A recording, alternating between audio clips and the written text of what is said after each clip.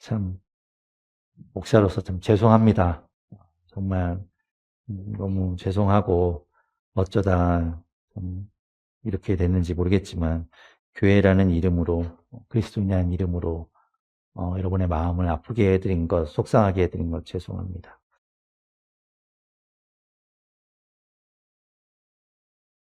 제가 예전에 이제 신학을 하기 전에는 뭐 직장 다니면서 이제 신앙생활하고 이럴 때는 교회가 신앙생활의 사실은 전부잖아요. 이게 교회에서 듣는 이야기, 교회에서 하는 여러 가지 프로그램들 이런 것들이 이제 신앙생활의 전부였는데 그때는 그러면서 알지 못하는 그 세계밖에는 모르는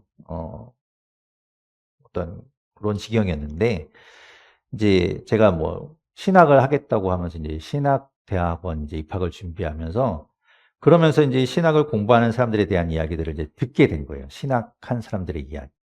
그런데 그런 신학을 공부하고 신학을 전공한 사람들 중에 예수 그리스도를 믿지 않는 사람들이 있다더라. 이런 이야기를 듣게 됐어요. 그래서 이제 그때는 그게 이해가 안 됐죠.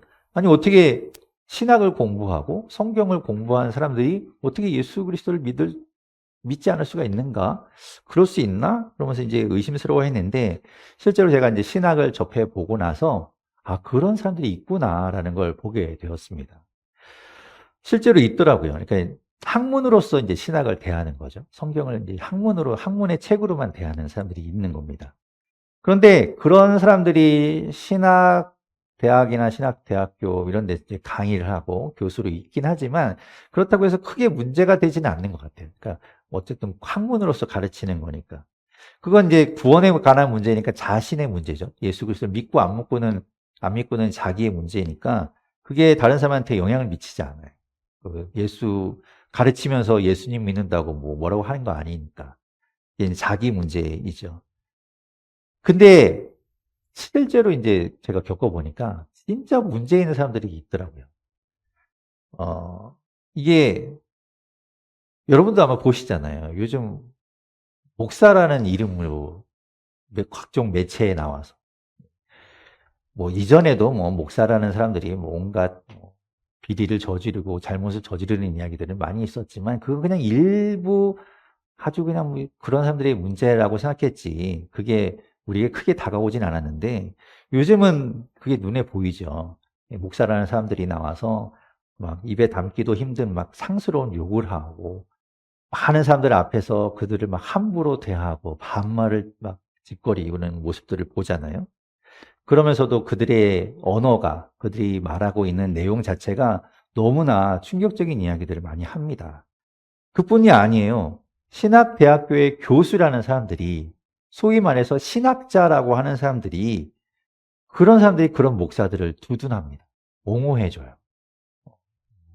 정말 왜 저러나 싶은 그런 모습이죠. 그리고 심지어는 또 야당 지도자를 뭐 암살해야 된다는 뭐 이런 진짜 끔찍한 이야기들을 막 이야기합니다. 어이가 없고 아 목사로서 저도 참 수치스럽다는 생각을 해요. 소위 말해서 신학을 공부한 사람들이 성경을 그래도 잘 안다고 말하는 사람들이 어떻게 저럴 수가 있는가 정말 개탄을 금치 않을 수 없습니다. 그들이 보는 성경이 우리가 보는 성경이 맞나? 그들이 믿는 하나님이 우리가 믿는 하나님이 맞나? 이런 생각을 하게 되죠. 그들이 뭐 예수 그리스도를 안 믿는 신학자면 그냥 그 한 사람의 문제라고 할 수 있겠지만 이게 그들을 통해서 그들이 리더의 자리에 있으면서 많은 사람들을 막 지금 혼란하게 만들고 있고 아주 그냥 다른 사람들에게 영향을 미치고 있는 것이 문제죠. 수많은 사람들을 이끌고 마치 그냥 시궁창에 같이 들어가고 있는 그런 모습을 보는 것 같아요. 예, 안타깝지만 우리가 매일매일 보는 모습이 그런 모습입니다. 근데 참 놀랍고 신기하고 어떻게 저럴까 싶은데 놀라움은 여기서 그치지 않아요. 여러분, 지금만 이런 상황이 있는 게 아닙니다. 성경을 잘 아는 사람들이, 하나님을 믿는 사람들이, 하나님을 잘 아는 사람들이 어떻게 저럴 수 있는가? 지금만의 문제가 아니에요. 요즘 와서 새롭게 나타난 상황이 아닙니다. 무려 예수님이 계시던 그때에도 그런 일들이 있었어요.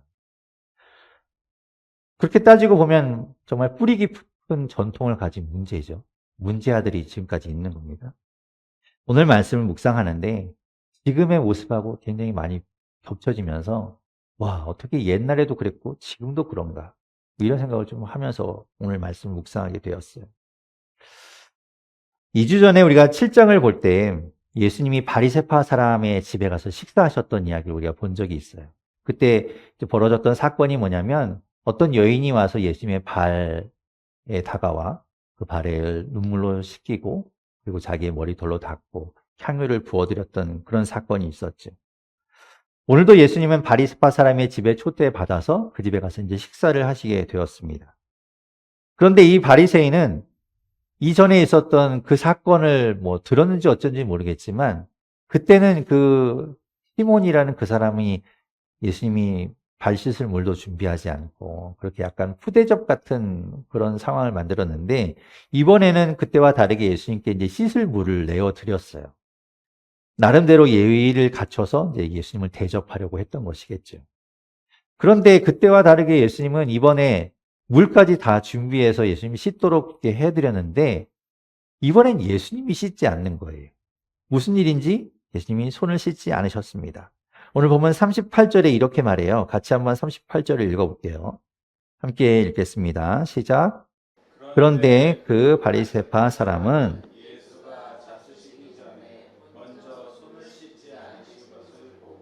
이상히 여겼다. 네. 예수님이 식사하기 전에 손을 씻지 않는 것을 보고 바리새인은 이상하게 여겼대요. 여러분은 외출하고 돌아오시면 손 잘 닦으시죠? 예, 우리 잘 안 껐더라도 우리가 이제 코로나 시대를 거치면서 우리가 그게 이제 습관이 되었죠. 잘 닦고 이제 청결하게 하는데 예수님이 식사 전에 손을 씻지 않으시는 걸 보고 바리새인이 이상하게 여겼습니다. 이게 이상하게 여겼다는 말이 속으로 뭐야 예수님 손도 안 닦고 밥을 먹어. 이별하네. 뭐 저래. 뭐 이런 게 아니라 여기서 이상하게 여겼다는 말은요. 아주 기적 같은 일을 신기한 일을 보고 놀라는 상황을 말하는 거예요. 그러니까 예수님이 손 닦지 않고 음식을 드시는 걸 보고 놀랐다는 거예요. 아니 어떻게 손도 안 닦고 밥을 먹어? 와 극혐. 뭐 이렇게 이제 생각을 했다는 거죠. 유대인들은 식사 전에 발은 못 씻더라도 손은 씻고 밥을 먹었습니다. 왜냐하면 그것이 청결을 위한 것이 아니라 정결을 위해서 그렇게 한 거예요. 밖에서 혹시나 뭘 만졌을지 모르잖아요. 내가 조심한다고 조심했지만 만진 것 중에 부정한 것을 만졌을 수 있잖아요.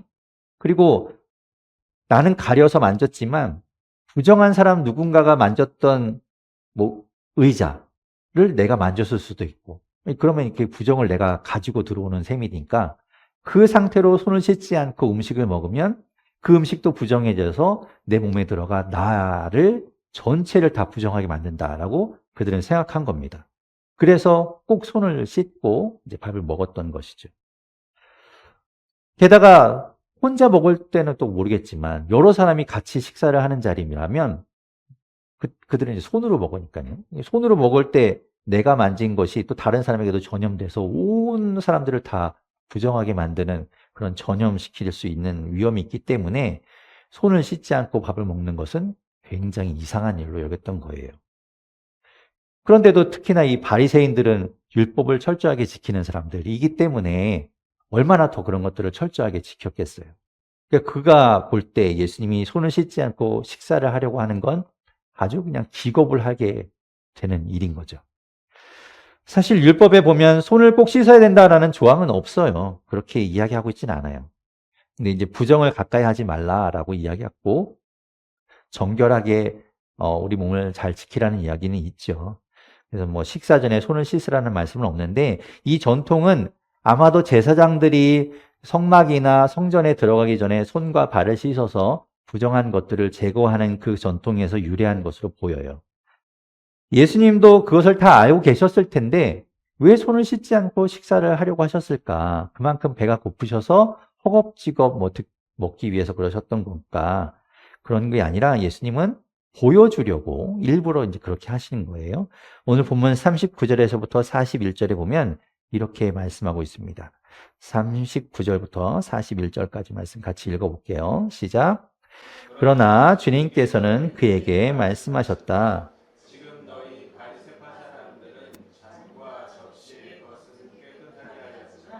너희 속에는 탐욕과 악독이 가득하다. 어리석은 사람들아, 겉을 만드신 분이 속도 만들지 아니하셨느냐? 그 속에 있는 것으로 자선을 베풀어라. 그리하면 모든 것이 너희에게 깨끗해질 것이다. 아멘. 이 바리새인들은 혹시라도 부정한 것, 조금이라도 부정한 것이 입으로 들어가서 자신이 부정해지지 않도록 애썼죠. 그렇게 애를 쓰고 더러운 것들을 멀리하고 그래서 자신을 깨끗하게 하려는 삶을 살았지만 실상 그 속은 더러운 탐욕으로 물들어 있었고 그리고 악독으로 가득했다라고 예수님 말씀하고 있어요. 그들 속에 그 욕심이 넘쳐 흘렀다는 거예요. 겉으로는 정결함을 쫓아가는 모습이지만 그 안에는 가득한 그 욕심으로 인해서 다른 사람의 것을 빼앗고 과부의 것을 빼앗고 그리고 가난한 자의 것을 더 가지려고 했던 그런 그들의 모습이 있었습니다. 하지만 우리는 모르잖아요. 보통 사람들은 다른 사람의 속을 들여다볼 수 없지만 예수님은 알고 계셨죠. 속 안에 있는 그 탐욕을 예수님 앞에서는 감출 수가 없었습니다. 사람들에게는 포장할 수 있을지 몰라도 주님 앞에서는 그것을 다 드러낼 수밖에 없었어요. 종교라는 이름으로 하나님의 이름을 걸고 그럴듯하게 포장해서 보일 수 있었지만 예수님 앞에서는 다 드러나고 말았습니다. 하나님은 아시죠. 주님은 아십니다. 마음을 감찰하시는 주님께서는 다 알고 계셨던 것이겠죠. 그렇다면 그 더러운 욕심으로 가득 차 있는 그 마음을 어떻게 하면 깨끗하게 할 수 있을까? 예수님 말씀하시죠. 탐욕을 제거하기 위해서는 자선을 베풀어야 한다라고 말씀하세요. 탐욕이라는 것이 더 가지려는 욕심에서 비롯된 것이니까 그것을 주어서 그것을 없애야 한다고 말씀하고 있는 겁니다. 비워야 한다는 것이죠.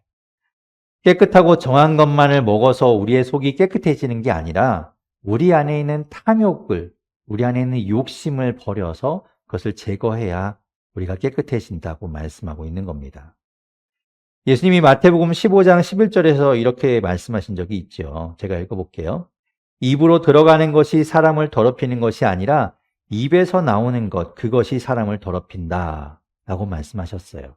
그리고 마태복음 12장 35절에서도 말씀하시기를 선한 사람은 선한 것을 쌓아두었다가 선한 것을 내고 악한 사람은 악한 것을 쌓아두었다가 악한 것을 낸다 라고 말씀하셨습니다.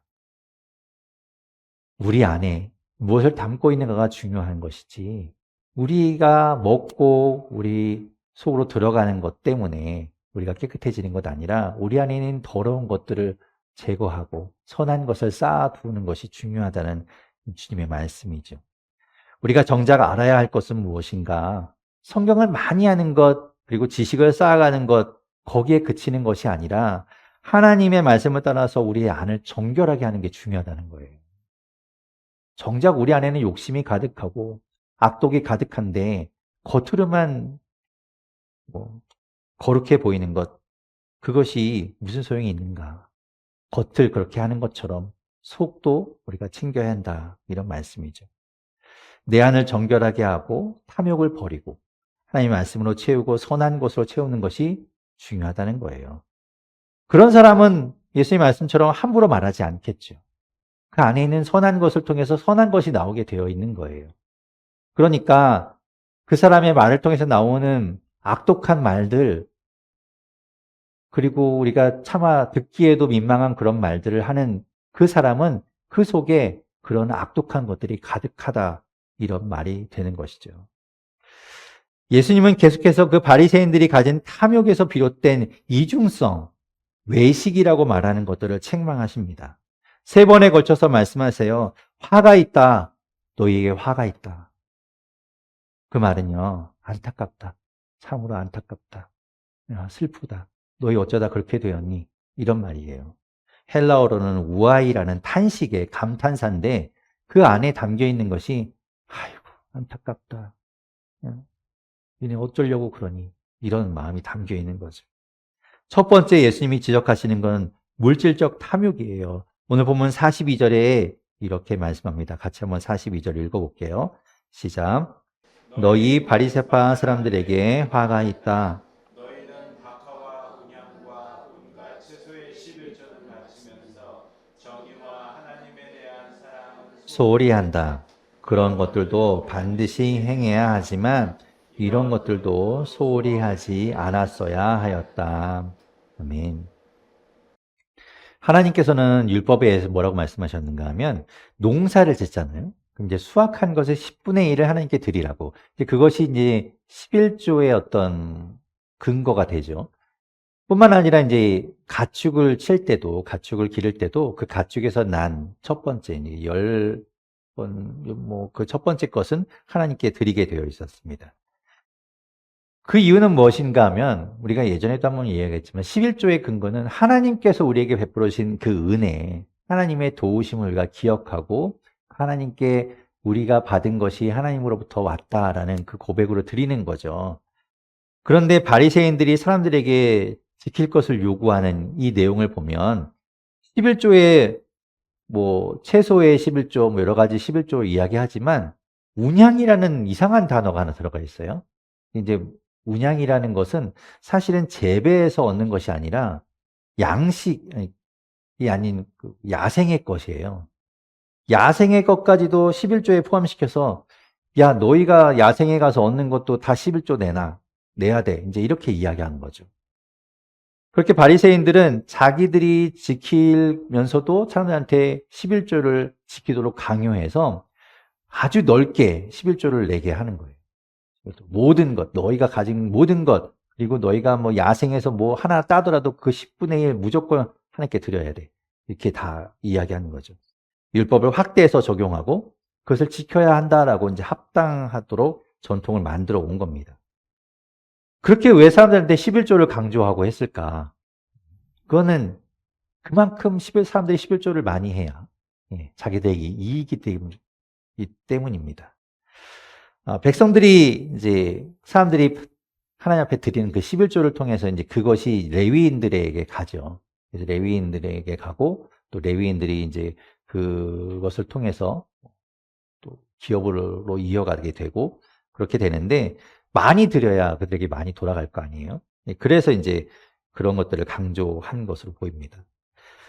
11조를 드림으로 인해서 우리가 하나님께 감사하고 하나님의 도우심을 잊지 않고 하나님이 내 삶 가운데 역사하고 계시는 것을 우리가 기억하는 것, 그런 것들이 중요한데 그런 것들은 소홀히 하고 더 가져와, 많이 가져와, 저런 것도 가져와 그러면서 더 이익을 얻으려고 하는 그런 것만 강조하고 있다는 것을 예수님이 지적하고 있는 거죠.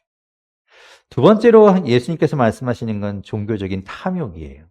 오늘 보면 43절에 말씀합니다. 43절을 같이 또 읽어볼게요. 시작. 너희 바리새파 사람들에게 화가 있다. 너희는 회당에서 높은 자리에 앉기를 좋아하고 장터에서 인사받기를 좋아한다. 자기들이 종교적인 리더라는 그 우월감을 가지고 가식을 부리면서 대접받기를 좋아한다는 거예요. 높은 자리에 앉기를 원하고 인사받기를 원하고 사람들이 알아봐 주기를 원하고 오히려 그러면서 속으로는 탐욕을 취하고 뒤로는 더 챙기려고 하는 그들의 모습. 종교적인 탐욕을 부리고 있지만 그 교만을 숨기고 있는 그들의 모습을 예수님께서 말씀하십니다. 그러면 그들의 그런 모습들은 어쩌면 하나님과 사람들 사이에 그들이 자리하면서 하나님께 돌아갈 사랑과 섬김의 것들을 그들이 중간에서 가로채고 있는지도 몰라요. 자기들이 먼저 받는 거죠. 더 좋은 것, 더 하나님 앞에 섬기고 사랑을 드려야 하는 것들을 그들이 먼저 중간에서 가로채고 있는 겁니다. 점점 더 교만해지고 높아지기를 원하다가 끝내 그들이 어떤 자리까지 올라가는가 하면 하나님과 동등된 자리까지 올라갑니다. 그렇게 그들은 자신들의 교만을, 자신들의 욕심을 그렇게 포장하고 있었던 거죠. 세 번째는 그들의 탐욕이 아주 망국적인 행태로 나타나는 거예요. 오늘 본문 44절을 또 읽어볼게요. 함께 읽겠습니다. 시작. 너희에게 화가 있다. 너희는 드러나지 않게 만든 무덤과 같아서 사람들이 그 위를 밟고 다니면서도 그것이 무덤인지를 알지 못한다. 유대인들 중에서 부자는 굴을 파고 그 굴에 이제 시신을 안치해서 무덤으로 사용했죠. 우리가 알고 있던 그 부자였던 아리마대 사람 요셉이 예수님을 자신의 그 굴 무덤에 모시잖아요. 그런데 보통 가난한 평민들은 그냥 땅을 파고 땅에 이제 묻었습니다. 그 지역이 워낙 건조했기 때문에 시간이 지나면 무덤이 이제 알아볼 수 없게 되는 거예요. 그냥 평지처럼 평탄화가 됩니다. 그러니까 사람들이 지나다니면서 이게 무덤인지 어떤지 모르고 그냥 밟고 지나다닐 수 있게 되죠. 그래서 무덤이라는 어떤 표시를 해놓거나 시를 해놔요. 이건 무덤이니까 조심하십시오. 왜냐하면 무덤에 몸이 닿으면 7일 동안 부정해지기 때문에 그렇습니다. 그러니까 그렇게 되지 않기 위해서 조심하는데 지금 이 바리새인들은 구분이 안 되는 그런 무덤과 같다. 그러니까 칠하지 않은, 그래서 사람들이 모르고 밟게 되는 그 무덤과 같다라고 말씀합니다. 구분해서 사람들이 부정해지지 않도록 해야 하는데 그런 것들을 하지 않아서 사람들이 모르고 밟아서 부정하게 만드는, 겉과 속이 너무나 다른 그 바리새인들이 겉으로는 경건한 척을 하고 있고 정결한 척을 하고 있지만 속 안에서는 아주 더러운 탐욕과 악독으로 가득한데 그런 것들이 다른 사람들한테 그저 전염되고 있다는 거예요. 다 망하게 하고 있다는 겁니다. 사람들은 그것도 모르고 바리새인들을 따르고 있는 것이죠. 이렇게 바리새인을 지적하고 있는 예수님의 말씀을 우리가 쭉 보고 있는데 똑같잖아요. 지금의 모습, 우리가 보는 그들의 모습과 너무 닮아 있다고 생각이 됩니다. 오늘 말씀에서 예수님은 바리새인들을 책망하세요. 그들 속에 가득한 그 더러운 욕심, 탐욕, 악독한 것들. 하지만 겉으로는 그럴듯하게 꾸며져 있지요. 종교라는 그 이름으로 인해서 정결하고 경건한 척하고 있습니다. 그걸 지적해요. 그들이 종교적 리더이기 때문에 더욱 오늘 말씀이 더 아프게 다가오는 것 같습니다. 그들로 인해서 수많은 사람들이 잘못된 길로 가고 있어요. 그들을 따르고 있는 모습을 봅니다. 신학을 깊게 공부했어도 성경을 잘 알아도 정작 알아야 하는 것을 모를 수 있습니다. 우리가 신앙생활 오래 해도 성경을 많이 보아도 많이 들어도 정작 알아야 할 것은 따로 있는지 몰라요. 그건 어쩌면 하나님의 마음, 하나님의 말씀 안에 담겨있는 하나님의 뜻이라고 생각이 됩니다. 우리가 정작 알아야 할 것은 어쩌면 우리 안에 있는 탐욕을 먼저 알아야 합니다. 내 안에 탐욕이 있구나. 나는 그런 존재이구나. 그래서 그것을 걷어내기 위해서 주님께서 말씀하신 것처럼 선을 베풀고 내어주라고 말씀하죠. 우리가 정작 알아야 할 것은 우리 자신을 정결하게 하고 거룩하게 해야 한다는 거예요. 바리새인들처럼 다른 사람들만을 지적하고 다른 사람들을 정죄하는 것이 아니라 나를 바라보고 나를 정결하게 하고 나를 깨끗하게 하는 것, 그것이 어쩌면 주님께서 우리에게 구하시는 것이고 우리에게 말씀하시는 것이라는 생각이 듭니다. 우리가 정작 알아야 할 것은 바리새인들의 누룩인 것이죠. 바리새인과 같이 그렇게 겉과 속이 다르고 그들 안에 쌓여있는 탐욕과 악독이 밖으로 나오고 있는데도 그걸 구분하지 못하고 전염되고 있지는 않은지 우리가 분별할 수 있어야 된다는 마음이 듭니다. 정작 우리가 알아야 할 것을 알기 위해서 우리는 주님 말씀처럼 깨어 있어야 합니다. 우리 자신을 돌아보고야 또 주님 말씀에 늘 우리를 비춰야 하고요. 그리고 그 말씀 따라서 다른 사람들도 좀 볼 때, 저 사람이 성경에 하나님의 말씀과 어긋나 있다라고 본다면 멀리 하십시오. 가까이 하지 마시고 멀리 하십시오. 우리가 그래서 매일매일 우리가 말씀 봐야 하고요. 말씀 통해서 정말 하나님의 뜻을 발견할 수 있어야 합니다. 정작 알아야 할 것들 알아가는 우리가 되면 좋겠습니다.